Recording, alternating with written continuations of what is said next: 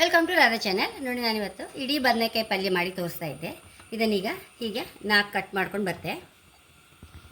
ಬದನೆಕಾಯಿ ಎಲ್ಲ 4 ಬದಿ ಕತ್ತರಿಸ್ಕೊಂಡು ಬಂದೆ. ಇದಕ್ಕೀಗ ಒಂದು ಮಸಾಲೆ ಮಾಡ್ಕೊಂಬ.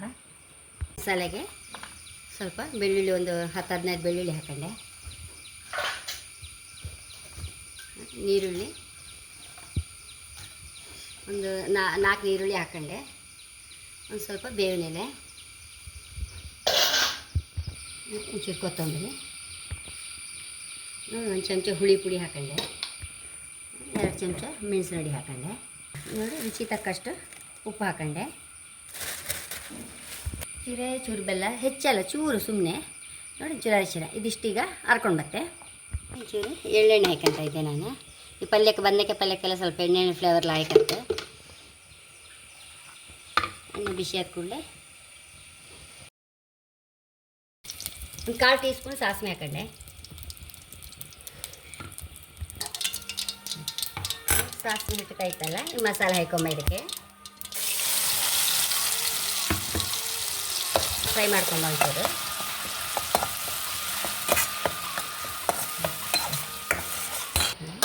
ಚೆನ್ನಾಗಿ ಫ್ರೈ ಆಯಿತು, ಹಸಿ ವಾಸನೆ ಹೋಯ್ತಲ್ಲ.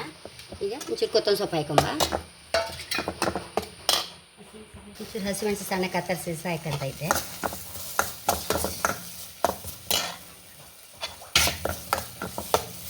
ಸ್ಟಫಿಂಗ್ ರೆಡಿ ಆಗಿದೆ. ಇನ್ನು ಬದನೆಕಾಯಿಗೆ ಸ್ಟಫ್ ಮಾಡೋದಷ್ಟೇ. ಇದನ್ನು ಕೆಳಗೆ ಇಟ್ಕೊಂಬ. ನೋಡಿ, ಒಳ್ಳೆ ಫ್ರೈ ಆಗಿ ಪರಿಮಳ ಎಲ್ಲ ಬರ್ತಾ ಉಂಟು. ನಮಗಿನ್ನು ಬದನೆಕಾಯಿ ಫ್ರೈ ಆದರೆ ಸರಿ. ಮಸಾಲೆ ಪಕ್ಕ ಫ್ರೈ ಆಯ್ತಲ್ಲ, ಇನ್ನೇನು ತೊಂದರೆ ಇಲ್ಲ. ಈ ಮಸಾಲೆ ಈ ಕೊತ್ತಂಬರಿ ಸೊಪ್ಪು ಕತ್ತರಿಸಿ ಪ್ಲೇಟಿಗೆ ಹಾಕಂತ ಇದೆ.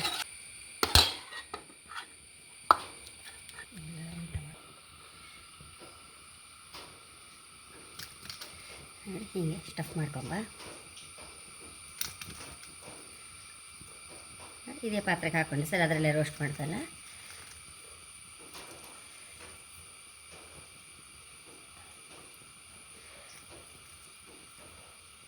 ಅಂದರೆ ಯಾವಾಗಲೂ ನಾವು ಮೆಣಸು, ಉದ್ದಿನಬೇಳೆ, ಕಡಲೆಬೇಳೆ ಅದೆಲ್ಲ ಹಾಕೋದಲ್ಲ. ಇದು ಏನಿಲ್ಲ, ಖಾಲಿ ಬೆಳ್ಳುಳ್ಳಿ, ನೀರುಳ್ಳಿ ಮಾತ್ರ.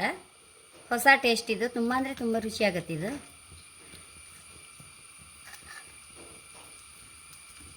ನೋಡಿ, ಎಣ್ಣೆದಂತೂ ತುಂಬ ಪರಿಮಳ ಬತ್ತ. ಅಂದರೆ ಮನೆಯಲ್ಲೇ ಮಾಡಿದ ಎಳ್ಳೆಣ್ಣೆ ಅಲ್ಲ, ಹಾಗಾಗಿ ತುಂಬ ಒಳ್ಳೆ ಫ್ಲೇವರ್ ಕೊಡ್ತಾಯಿತ್ತು ಎಣ್ಣೆದು.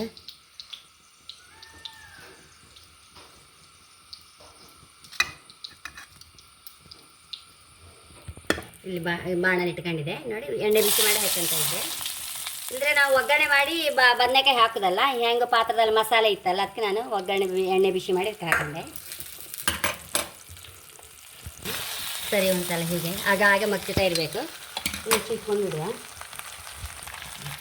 ಮುಚ್ಚಿಟ್ಕೊಂಡು ಹಾಗಾಗಿ 2 ನಿಮಿಷಕ್ಕೆ ಒಂದ್ಸಲ ಮಗ್ಚುತ್ತಾ ಇರಬೇಕು. ಈ ಬದನೆಕಾಯಿ ಅಂತೂ 1 ನಿಮಿಷದಲ್ಲಿ ಬೇಯುತ್ತೆ. ನೋಡಿ, ಬದನೆಕಾಯಿ ಎಲ್ಲ ಹಾಕಿ ಬೆಂದೆ ಆಯ್ತು. ಎಷ್ಟು ಬೇಗ ಬೇಯುತ್ತಿದ್ದು, ಎಳತ್ತಲ್ಲ ಈ ಥರ ಬದನೆಕಾಯಿ ಬೇಗ ಬೇಯುತ್ತೆ. ಮತ್ತು ನೋಡಿ, ಎಷ್ಟು ರುಚಿಯಾದ ಬದನೆಕಾಯಿ ಪಲ್ಯ ರೆಡಿಯಾಗಿದೆ. ಬೌಲ್ ಟ್ರಾನ್ಸ್ಫರ್ ಮಾಡುವ.